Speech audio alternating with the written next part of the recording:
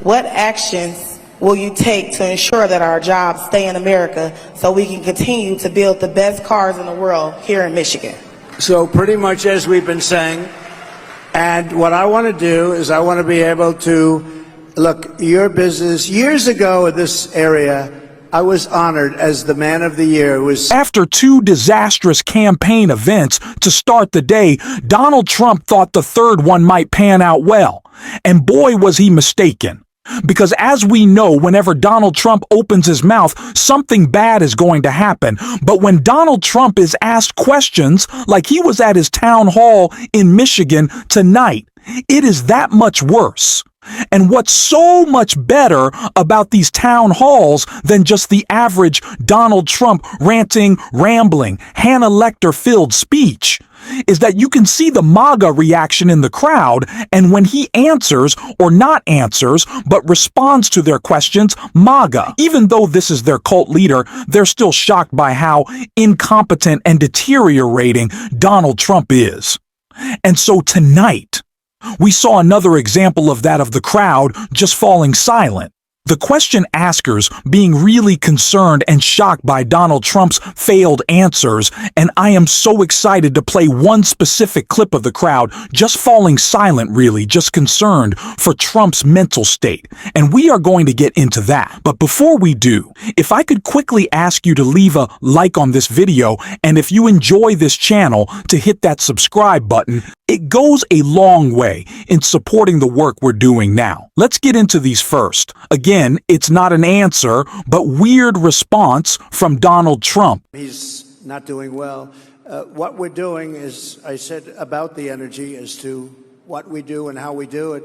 But China's coming in, and you said Mexico. Mexico's a big threat now. So when asked about energy policy and what Donald Trump would do to make it better, which again, he did during his presidency, and we are now energy independent under the Biden-Harris administration for the first time in 50 years. But I digress. When asked about energy policy, Donald Trump's answer was, and I quote, "What we're doing is I said about the energy as to what we do and how we do it." What, again, that's what's so great to me about these rallies, because even MAGA in the background, as we'll continue to see in this clip that's coming up here, you can just see how shocked and concerned they are. Again, this is why I say he doesn't answer questions. He responds to them, and the responses are always terrible. What does any of that mean? This is something Donald Trump likes to talk about a lot. He could have just said his classic BS line of drill baby drill,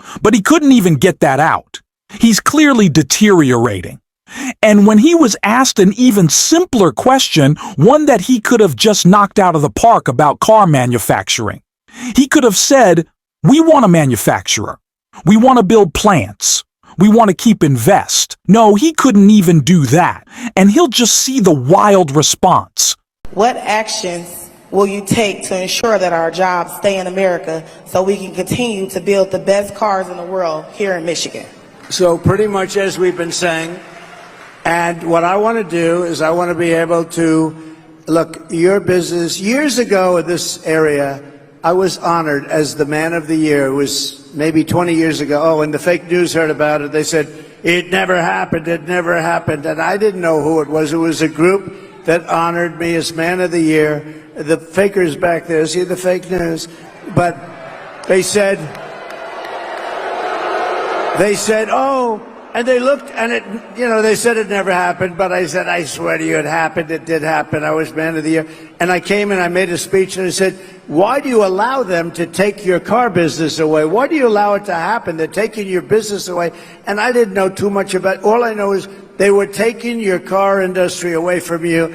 They said it never happened. And lo and behold, somebody said, I remember the event, and then we found out and we had everything. We got the awards, we had everything. It did happen, but I gave a speech which at the time was pretty controversial. First of all, the question was about manufacturing. Second of all, you were never Man of the Year in Michigan. Third of all, again, it's not just that he can't answer the questions.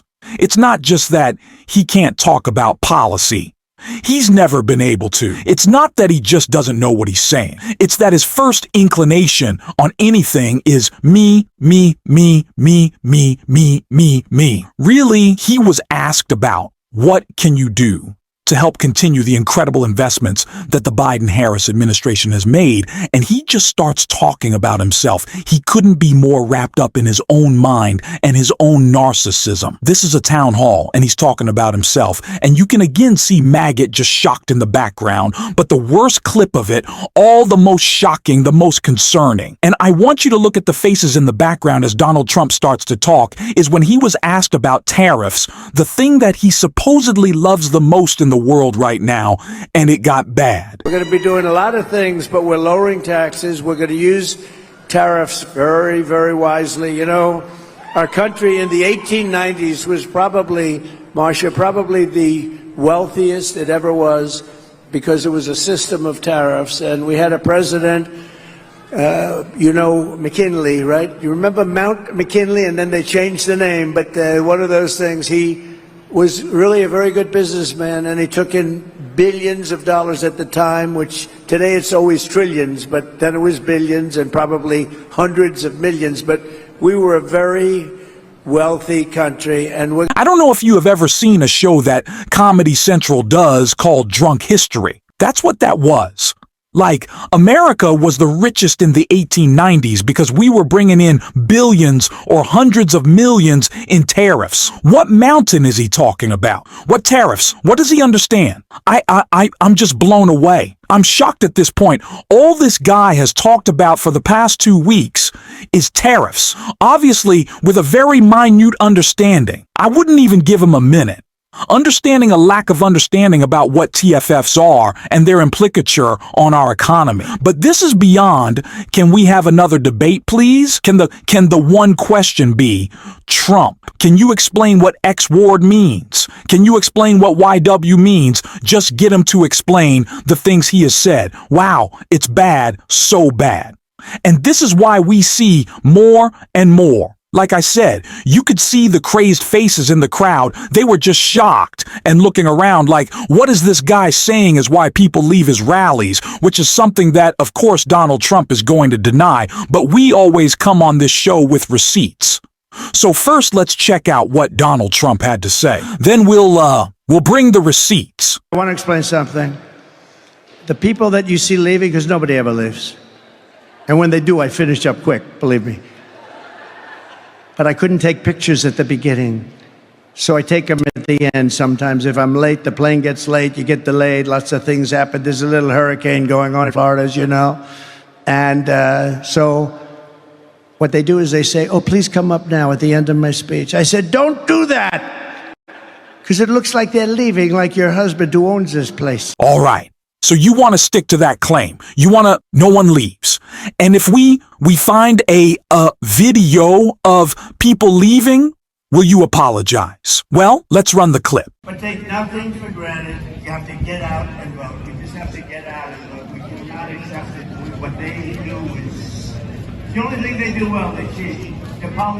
If my eyes and my ears don't deceive me, it seems like in the middle, or maybe it was in the beginning, probably the beginning of Donald Trump's speech in Michigan earlier today. People were leaving. They're fed up. They're tired. They are bored. Javan makes that great point, which is like, we have always found Donald Trump to be horrible, but now more than ever, it's repetitive.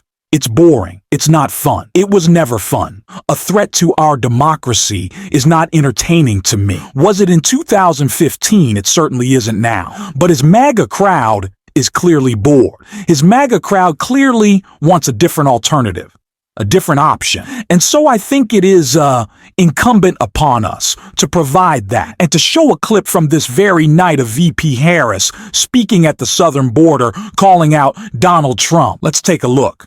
And why last December I helped raise the rate of overtime pay for border agents, and also why I strongly supported the comprehensive border security bill. Written last year, as you know, by a bipartisan group of senators, including one of the most conservative members of the United States Congress. That bill would have hired 1,500 more border agents and officers. It would have paid for 100 inspection machines to detect fentanyl that is killing tens of thousands of Americans every year. It would have allowed us to more quickly and effectively remove those who come here illegally, and it would have increased the number of immigration judges and asylum officers. It was the strongest border security bill we have seen in decades. It was endorsed by the Border Patrol Union, and it should be in effect today. That is a focused leader with a focused message on a focused future. VP Harris has plans. VP Harris has prosecuted transnational criminals coming across the border before. VP Harris has worked to secure our southern border before Kay Anders has done these things. And I think it's so important that we look at the records in this race. And Donald Trump wants to accuse Kamala Harris of having not done enough as vice president to secure the border well. Donald, if you forget you were president and you did nothing when you had both the House and the Senate, you just wanted to complain to keep the issue going. And that was why you didn't do anything.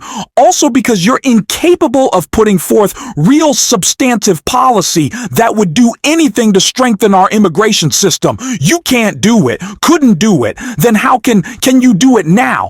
You can VP Harris, has VP Harris. Will, that's why we're backing her in November, and we're going to keep talking about that on the show every single day. And if you want to support that, as always, you can hit that subscribe button if you haven't already. If you enjoyed this video and this channel, you can leave a like. And if you stuck around at the end, you can drop a blue heart in the comments. And until next time, I'll see you soon.